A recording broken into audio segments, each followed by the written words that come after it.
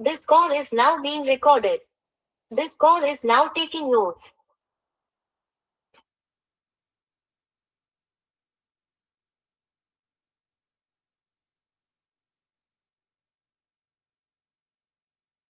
Second सत्र में आप सभी का पुनः स्वागत है। हमारे बीच में आभा जैन मैडम उपस्थित हैं, उनका स्वागत है। हमारे बीच में गरिमा बिस्ट्री उपस्थित है, समवाय फाउंडेशन के प्रमोटर हैं और हमारी फैकल्टी भी, उनका स्वागत है। हमारे बीच में शोभा गुप्ता जी उपस्थित हैं, उनका स्वागत है। हमारे बीच में हेमंत सिंह जी उपस्थित हैं, समवाय फाउंडेशन से जुड़े हुए हैं और वो हमारे आश्रम वाले प्रोजेक्ट में बड़े सहयोगी हैं, वहाँ ज्वाइन करते हैं। सभी का स्वागत है, उनका भी स्वागत है जो भी ज्वाइन करेंगे। तो हम लोग अभी चर्चा कर रहे थे स्पेशल क्लास में चाइनीज पर, ट्रीटाइज 16 पर चर्चा कर रहे थे और ये स्टेग्नेशन पर था। हम लोग आयुर्वेदिक चरक 3 के जो भाग 1 है उस पर हम लोग चर्चा कर रहे थे, जो अभी किसी कोर्स में नहीं था लेकिन वो वर्चुअली पार्ट है, वो पार्ट है वर्चुअली, लेकिन फिर भी अलग से उसका उल्लेख नहीं हुआ है किसी उसमें।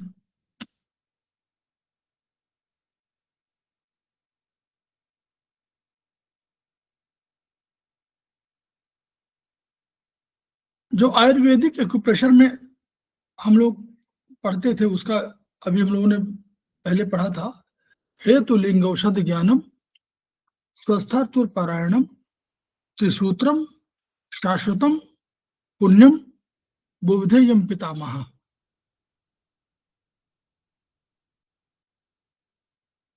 तो 3 सूत्र था, हेतु सूत्र, लिंग सूत्र और औषध सूत्र।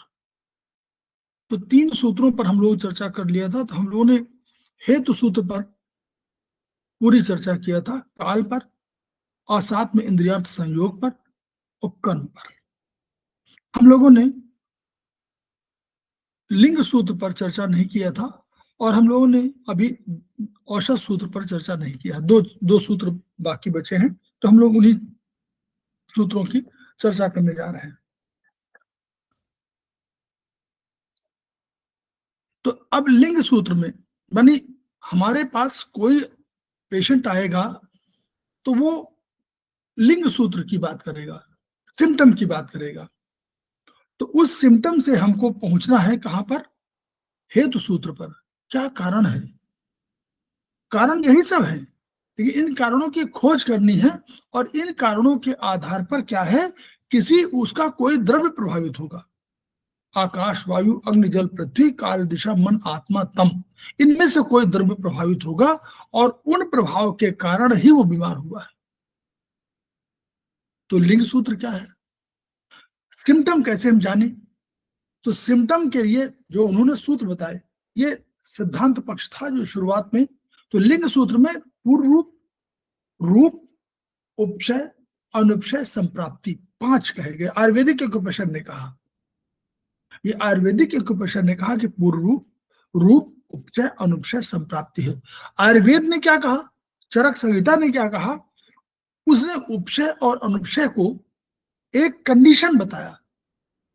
लिंग मतलब उन्होंने सिम्टम के रूप में नहीं कहा, बल्कि एक टेस्ट पॉइंट बताया। कहीं नोट करते जाइए अगर जिसको नोट करना हो। पूर्व माने डॉक्टर वाल भी यही कह रहे हैं कि जब कभी कोई बीमारी होती है तो हमारे शरीर के अंदर तमाम केमिकल परिवर्तन हो चुके होते हैं, हमारे रक्त में वो दिखाई देने लगते हैं।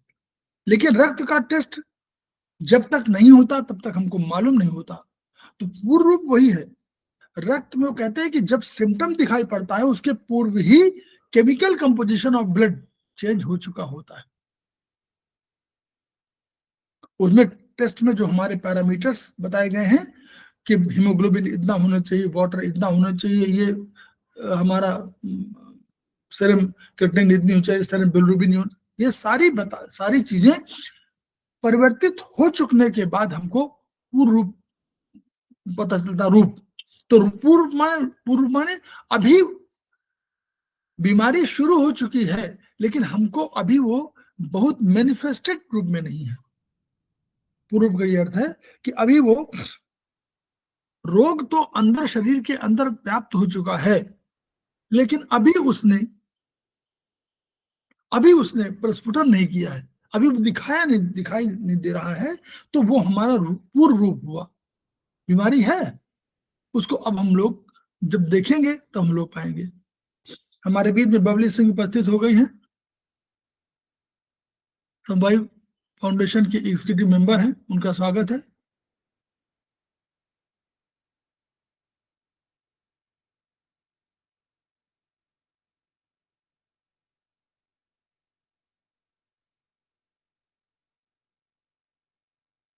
तो हम लोग तो पूर्व रूप ये है, यानी पूर्व माने हुआ कि अभी बीमारी हो चुकी है, लेकिन अभी हमको सिम्टम के रूप में दिखाई दे रही है। ये पूर्व रूप है। रूप क्या है? अब बीमारी ने कोई लक्षण दिखाना शुरू कर दिया, शरीर में कोई चिन्ह देना शुरू कर दिया है। फुंसी हो गई है, पुड़िया हो गई है, बुखार आ गया, कुछ जो भी चीज हो रही है, बुखार है, ये सब मैनिफेस्टेशन है।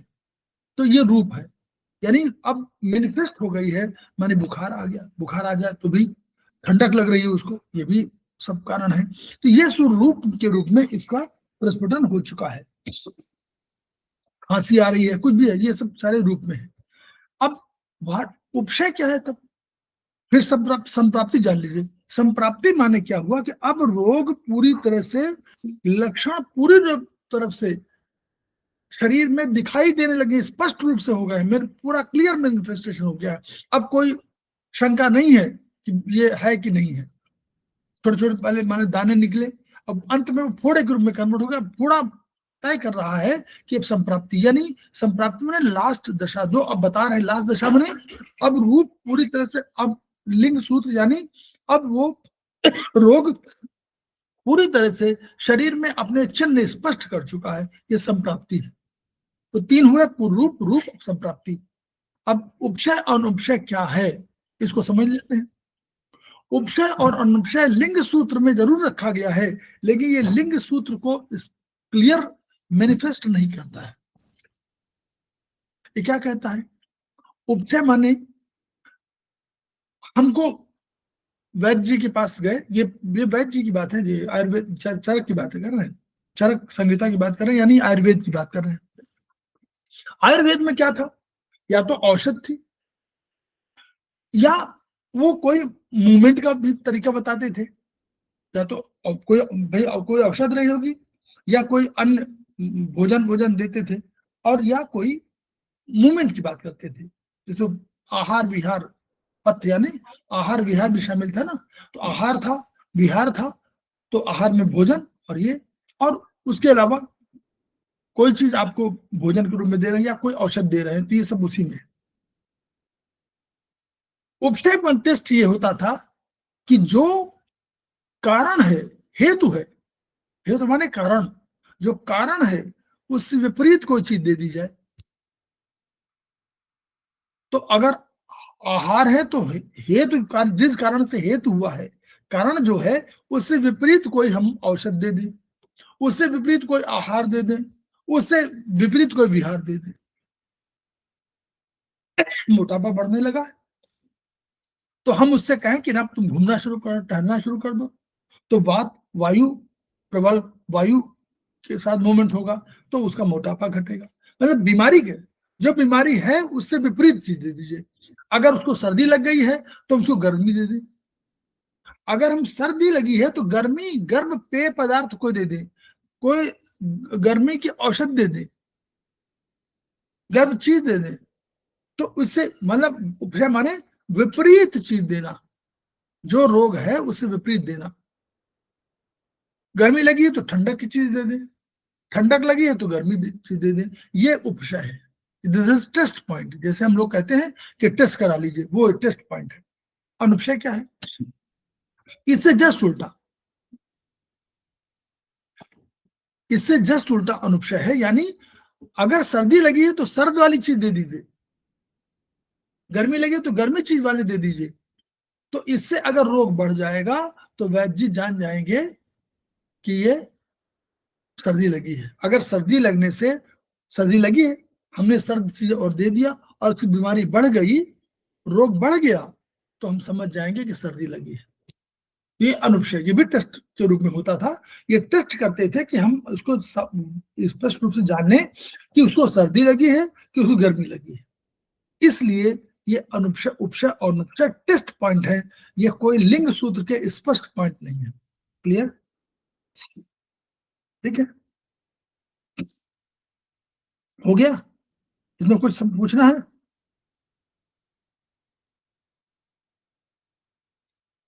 Any person? हेमंत? सर ये उपशय और अनुपशय में थोड़ा सा संशय है कि उपशय माने ये लिंग सूत्र नहीं है लिंग सूत्र में रखा गया है, लेकिन ये मतलब लक्षण को नहीं बताता है। ये लक्षणों के टेस्ट के लिए, मान लीजिए आपको सर्दी लगी है, अब उपशय क्या है? आपको सर्दी लगी है, हम आए और हमने आपको कहा कि कंबल ओढ़ लीजिए, तो कंबल क्या है? गर्मी लाने का। सर्दी लगी है तो हमने कहा कि आप चाय पी लीजिए, कॉफी पी लीजिए। ये जो चीजें हम दे रहे हैं, गर्मी वाली चीजें, ये उपशय को ये तय करने के लिए, उपशय के माध्यम से, कि वो हमको ये तय हो जाए कि सर्दी लगी, तो हमने गर्मी चीज दिया, आपकी बीमारी कम हो रही है, हम समझ जाएंगे कि सर्दी लगी।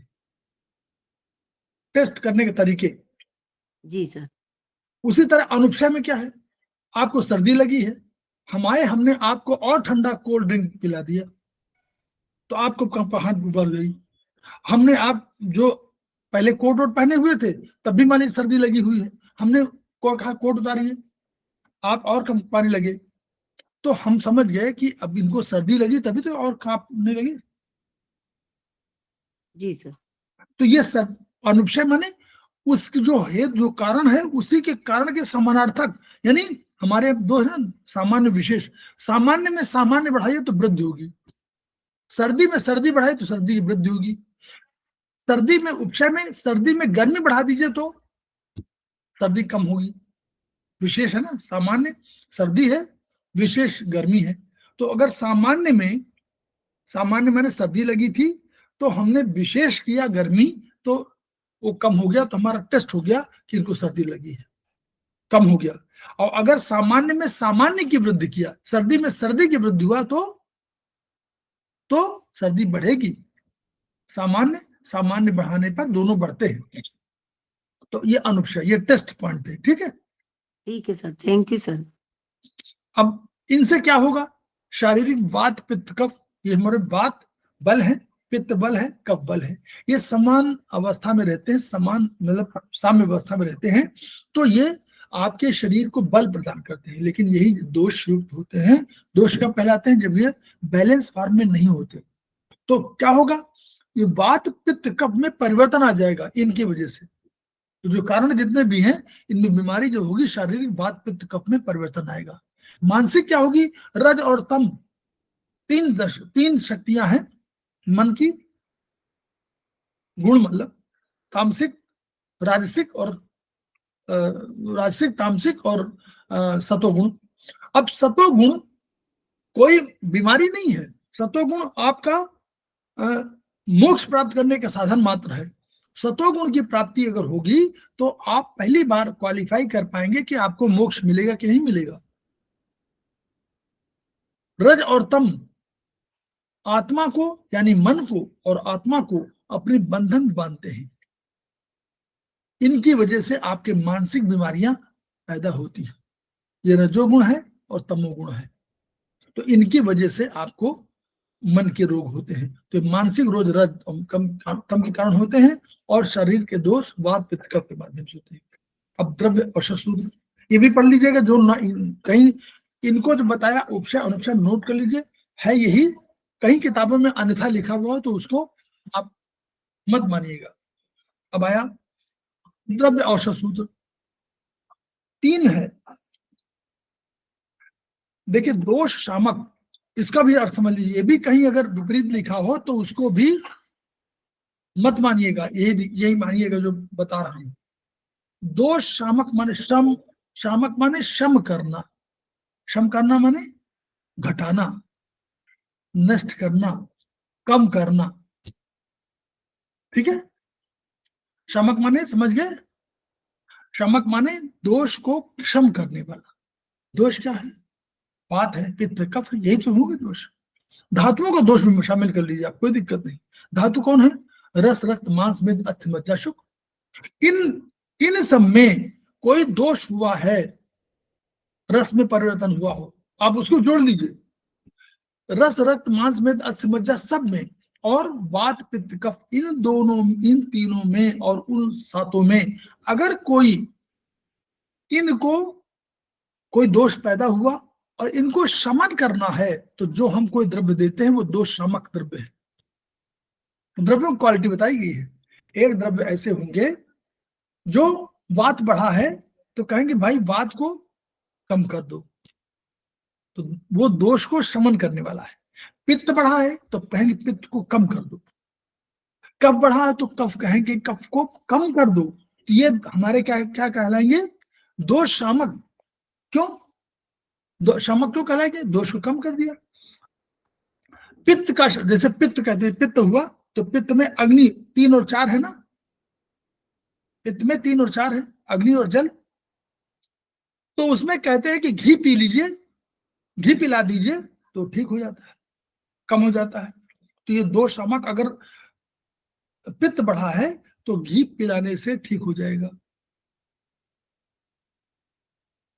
अगर कफ बढ़ा है, कफ कफ माने क्या हुआ? 4 और 5, तो कफ में कहते हैं कि मधु दीजिए, शहद, वो लोग शहद देते थे, द्रव्य के रूप में शहद देते थे, शहद। तो शहद देने से कफ ठीक होता था। अगर वात है तो वात के लिए भी आप कफ दे सकते हैं, कफ का दे सकते हैं, जो कफ का वाला एलिमेंट हो, जो बढ़ाता हो, मोटापा बढ़ाता हो, वो वात माने पतला, कफ माने मोटा। तो वात में आप जो कफ लाने वाली चीजें हो वो दे दीजिए, मिठाई दे दीजिए तो वात कम हो जाएगी। वात को शमन करने के लिए, वात को शमन करने के लिए क्या देंगे? मिठाई दे दीजिए। मिठाई माने कफ बढ़ाता है, तो कफ बढ़ाएगा तो वात कम हो जाएगा। तो ये जो है, ये दोष शामक, ऐसे द्रव्य दोष शामक कहलाते थे कि वो दोषों का शमन कर रहे हो। ठीक, क्लियर हुआ कि नहीं? बोलिए, आगे चलिए, बोलिए। सर क्लियर हुआ। इसको समझना है। दूसरा क्या है? द्रव्य ऐसे हैं जो धातु प्रकोपक माने प्रकोप, कोप माने कोप भवन। कोप भवन सुना है ना कहीं? कोप भवन सुना है आप लोगों ने? यस सुना है सर।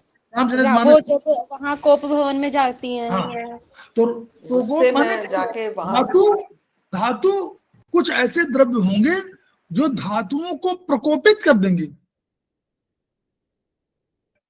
कुछ द्रव्य ऐसे होंगे जो धातु साम्य अवस्था में धातु है। धातुएं कौन कौन है? देखिए, ये भी जोड़ लीजिए, वात, पित्त, कफ, और धातुएं कौन है? रस, रक्त, मांस, मेद, अस्थि, मज्जा, शुक्र। ये सब धातुएं हैं। इन धातुओं को प्रकोपित कर देंगे, शांत अवस्था में थी हलचल मचा देंगे, यानी बैलेंस फॉर्म में इम्बैलेंस फॉर्म में ला देंगे, असंतुलित कर देंगे कुछ द्रव्य। कैसे? एग्जाम्पल दो एग्जाम्पल ले लीजिए। क्या कहेंगे? दूध के साथ खिचड़ी खा लीजिए।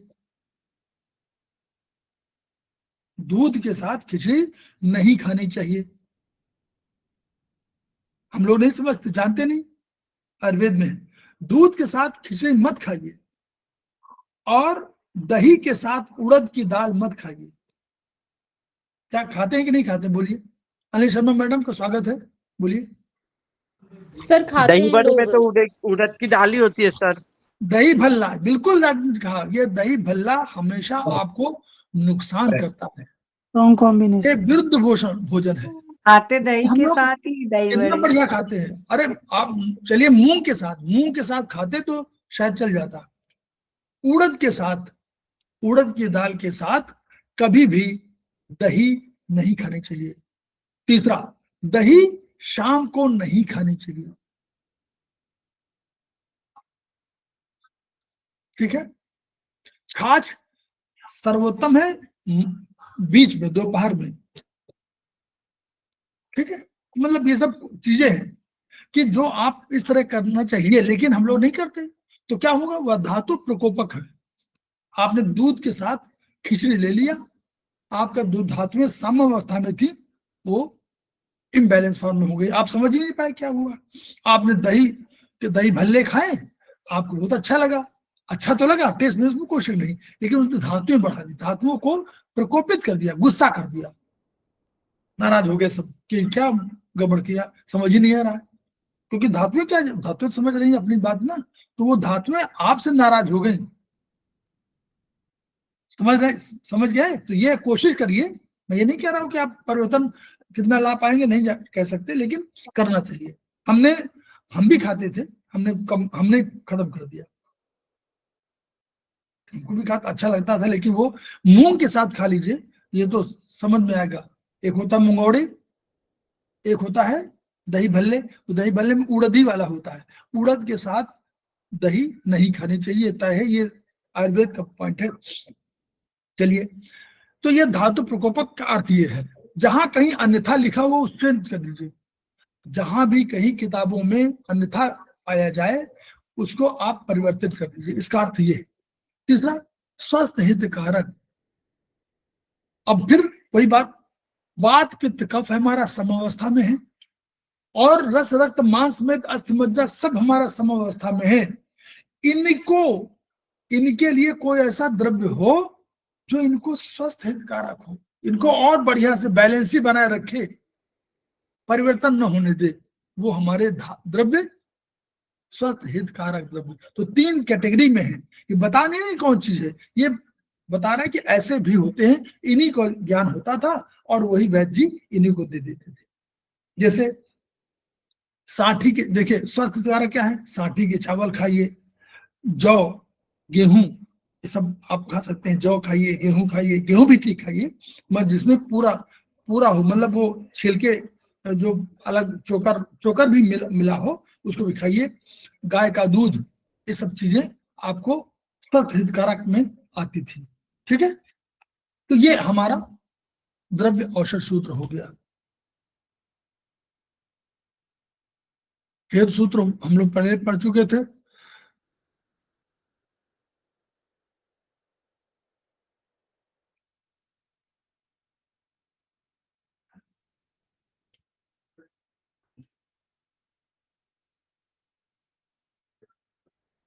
काल हम लोग बहुत पहले पढ़ चुके थे ना, काल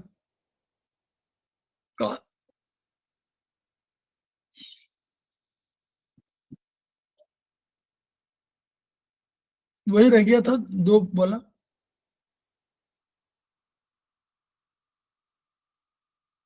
इसको पढ़ाने का तात्पर्य था कि एक चैप्टर नहीं कोर्स में है, किसी कोर्स में चैप्टर नहीं, लेकिन फिर भी ये बहुत आवश्यक हम लोगों के लिए है। अब प्रज्ञापराध जो है, जो प्रज्ञापराध का अर्थ देखिए, कुछ मिला, जो भी चीज प्रज्ञापराध माने क्या होगा कि जो कोई भी आप करेंगे तो वो किसी न किसी रूप में आपके मन पर प्रभाव डालेगा। तो हम लोगों ने इसको पढ़ाया था पहले कि धी भ्रंश, धृति भ्रंश, स्मृति भ्रंश। धी माने धैर्य, धी माने बुद्धि, धैर्य, और धी धृति माने धैर्य और बुद्धि, तीनों का नाश होता है, स्मृति तीनों का नाश हो जाता है, तो ये उसमें है। अब भाग्य को हम लोग मानते हैं। अब भाग्य क्या है, भाग्य वही है जो चाइनीज कह रहे हैं, कि किडनी में कौन सी ऊर्जा होती है, एसेंस आता है ना, किडनी एसेंस, जो माता पिता ईश्वर से और पूर्व जन्म से मिलती है, वो आपका भाग्य है। यहां भाग्य कहा गया, वहां उसको उन्होंने एसेंस कह दिया है। और जो पुरुषार्थ है जो हम लोग करते हैं, सत्कर्म करते हैं, अच्छे कर्म करते हैं, वो हमारा पुरुषार्थ है। तो दैव मतलब दैव माने भाग्य, तो भाग्य के आधार पर और पुरुषार्थ के आधार पर आपका बैलेंसिंग बनता है। जो आपको भाग्य में मिला, माता पिता ने दिया, आपके ईश्वर ने दिया, आपके प्रारब्ध से, पुराने जन्म से जो मिला, उसमें जो आपका रिजल्ट आया वो आपका आया भाग्य के रूप में। फिर आपने कर्म किया, कर्म को पुरुषार्थ कहा जाता है। अब जब कर्म किया और कर्म आपके अच्छे हुए, तो इनका दोनों जो मिश्रण हुआ वो आपके अगली बार के लिए भाग्य हो गया, अगले जीवन के लिए भाग्य हो गया। तो इसीलिए परिमार्जन और परिष्करण, जीवन में शुद्धता, हम लोग पढ़ते हैं कि यम नियम आसन प्राणायाम प्रत्याहार धारणा ध्यान समाधि, ये सब क्यों पढ़ते हैं? इसलिए पढ़ते हैं कि हम अपने जीवन को और अधिक उचित बना सकें, और अधिक सार्थक बना सकें, कल्याणकारी बना सकें। इससे क्या होगा? इससे हमारा जो हम लोगों ने कहा ना कि भी सत्वगुण बढ़ेगा। हम अपने जीवन में, अपने प्रतिदिन के काम में, अपने पूरे जीवन में, अपने प्रतिदिन के काम में तीनों गुण लेते हैं। कभी हम सत्वगुण, कभी रजोगुण, कभी तमोगुण, तीनों से होते हैं। जब आप क्रोध करते हैं तो तमोगुण होता है, तो क्रोध करना आवश्यक भी कहीं कहीं। तो क्रोध, कभी आप रजोगुण में होते हैं, राजसी वाले उसमें होते हैं, वो रजोगुण है, उसका तमाम पढ़िएगा, चरक हमारे इसमें लिखा हुआ चरक 1 में, तो उसमें तमाम वो है, तो वो भी होता है। और कभी हम सतोगुण में होते हैं, जब हम ध्यान में मग्न होते हैं और ईश्वर की आराधना कर रहे होते हैं, पूजा में होते हैं, तब हमारा सतोगुण होता है, हम सात्विक आधार पर काम करते हैं।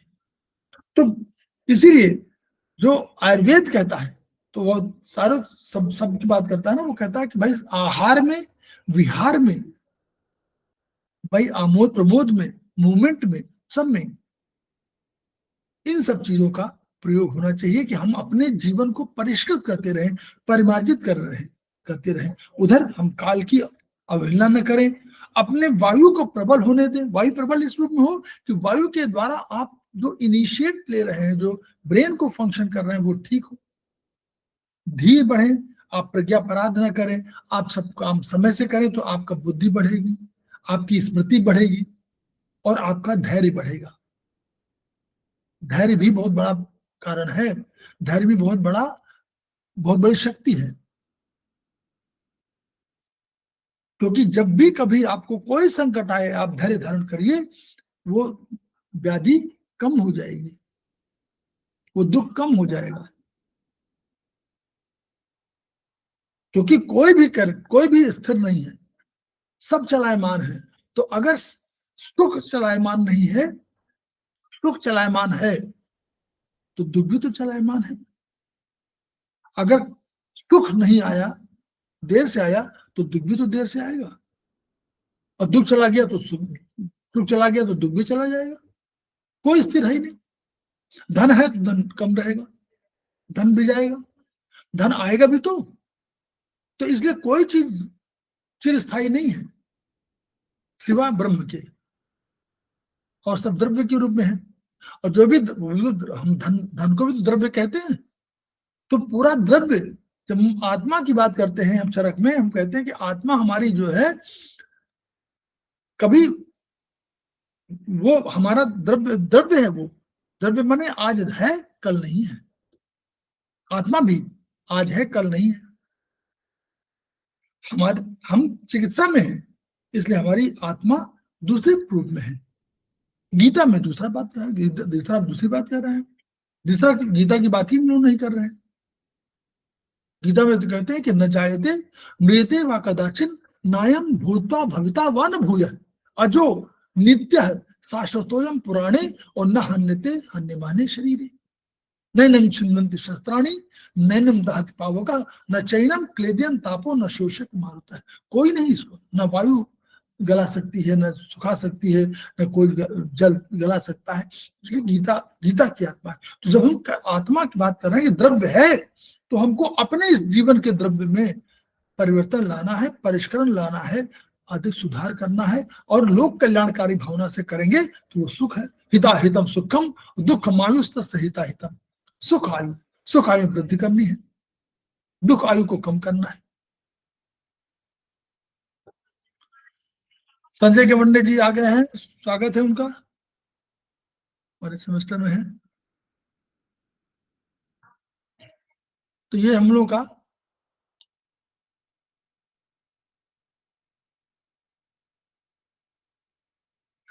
निर्विकारा परस्त्वात्मा सर्वभूत गुणेन्द्रिय चैतन्य कारणम नित्यो दृष्टा पश्यत ही क्रिया।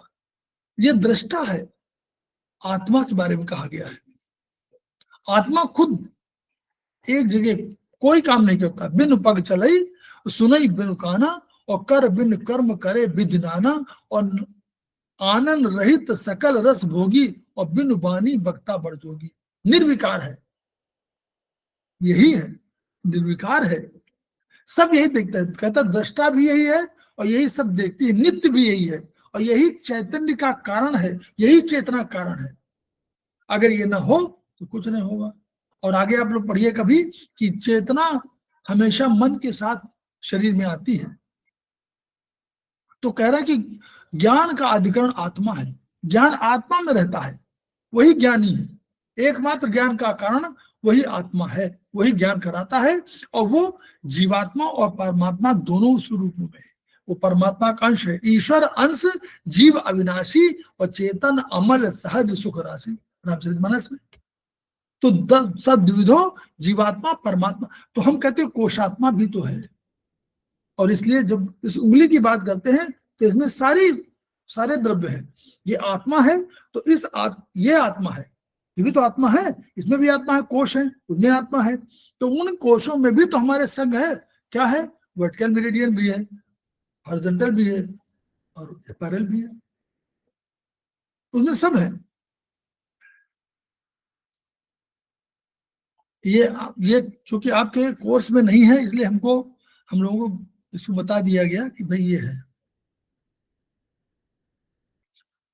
आयुर्वेद में पुरुष की 3 तृष्णाएं हैं। क्या है? प्राणायशना, भाई हमारे प्राणों की रक्षा हो। पहले तो हमें भाई कोई भी व्यक्ति है चाहेगा, कोई पुरुष कोई मानव चाहेगा प्राणायशना, प्राण हमारे सुरक्षित रहे। दूसरा धन ऐशना, धन भी आना चाहिए साथ में। और तीसरा परलोक, परलोक मिले तो स्वर्ग मिले, मोक्ष मिले। सब चाहते हैं, कोई नरक में नहीं जाना चाहता, सब कहते हैं स्वर्गवासी। तो ये परलोक में जाना चाहता है तो परलोक में जाना है, परलोक में स्वर्ग मिले। तो ये जो हमारी 3 इच्छाएं हैं, यही इच्छाएं मूल में है। इसीलिए इन सब तीनों की रक्षा के लिए प्राणायशना, धनेशना, परलोकेशना के लिए, तीनों के लिए सत्कर्मों का आश्रय। सत्कर्म करेंगे तो प्राण भी बचे रहेंगे, धन भी मिलेगा और परलोक भी सुरक्षित रहेगा। तीनों बल सहज काला, तो 3 बल है।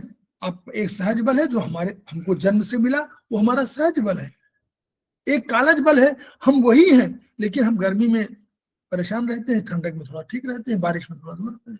और तीसरा हम लोगों ने कहा गए और जिम में चले गए और हम लोगों ने कहा कि पौष्टिक अनाज पियो, प्रोटीन पियो और ऐसे ऐसे मुकदर चलाओ, हमारी थोड़ा सा वही बल हमारा बढ़ गया, तो वो युक्त बल है।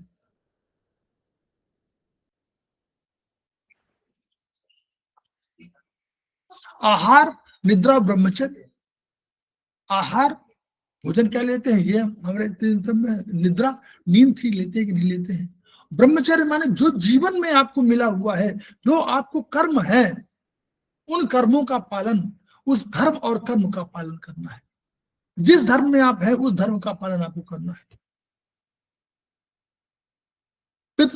पिता के धर्म में है तो पिता के धर्म का पालन करिए, पुत्र के धर्म में है तो पुत्र का पालन करिए, पुत्री के है तो पुत्री के धर्म का पालन करिए, नारी है तो नारी के धर्म का पालन करिए, पुरुष है तो पुरुष के धर्म का पालन करिए। ये सब जुड़े हुए हैं। जिस ब्रह्मचर्य माने ये है।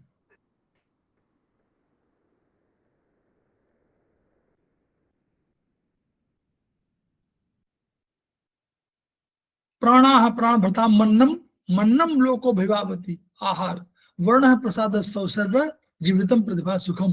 ये सब जो है प्राणों की रक्षा, सभी प्राणियों का प्राण अन्न है, सभी को चाहिए, अन्न चाहिए सबको, निद्रा भी है, सब कुछ है।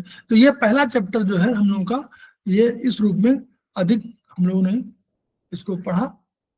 और अब 3 है, 3 आपके रोग विशेष की जानकारी कैसे होती है। आप तो प्रदेश जो कुछ आत्म पुरुषों ने, आत्म पुरुष माने जो देवत्व के तुल्य है, ऐसे महर्षियों ने, ऐसे ब्रह्मर्षियों ने जो कहा है वो आप्तोपदेश है। प्रत्यक्ष वो है जो हमको देख रहे हैं, जो हम देखते हैं। और अनुमान क्या है? जो हम प्रत्यक्ष के आधार पर, अपने अपने विचारों के आधार पर प्रत्यक्ष देख करके जो हमारे अपने उनके तार्किक शब्द से कोई चीज तय करते हैं, वो अनुमान है। हमने प्रत्यक्ष में देखा कि जब अग्नि जलती है तो धुआं होता है, हमने देख लिया, ये हमारा अनुभव है। तो प्रत्यक्ष था, देखा, और फिर अनुभव ये हुआ, और अनुभव से हमने देखा, आंखों से देखा, अपने ज्ञानेंद्रियों से, अपने कर्मेंद्रियों से जाना सब चीजें। तो जब हम कोई धुआं कहीं देखते हैं तो कहते हैं आग भी हो सकती है वहां। प्रकाश है तो कोई दीपक होना चाहिए। तो प्रकाश हमने रात में देखा कि प्रकाश में जब भी कहीं प्रकाश होता है तो तुरंत दीपक से प्रकाशित होता है। तो कहते दीपक की वजह से प्रकाश हुआ है। तो हमने कहीं रात में देखा कि प्रकाश है वहां, तो कहते हैं चलिए वहां कोई आदमी जरूर रहता हो, क्योंकि वहां दीपक जरूर जल रहा है। ये सब हमारे कंसेप्ट है। तो हम लोग यहीं पे खत्म करते हैं ये है, ठीक है। ये जो कंसेप्ट है वो उसी था, और ये चैप्टर 1 का जो कंसेप्ट है उसमें पूरा हो गया। अब हम लोग जो है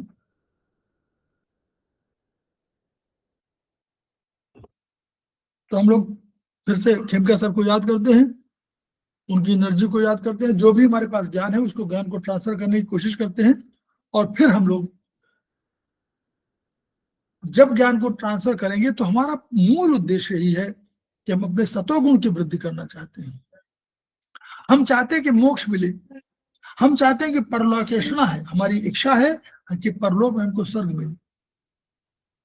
ये सब हमारे कंसेप्ट हैं जिनके आधार पर हम कल्याणकारी मार्ग पर आगे बढ़ना चाहते हैं। इसलिए अपने को परिमार्जित और परिष्कृत करते रहते हैं।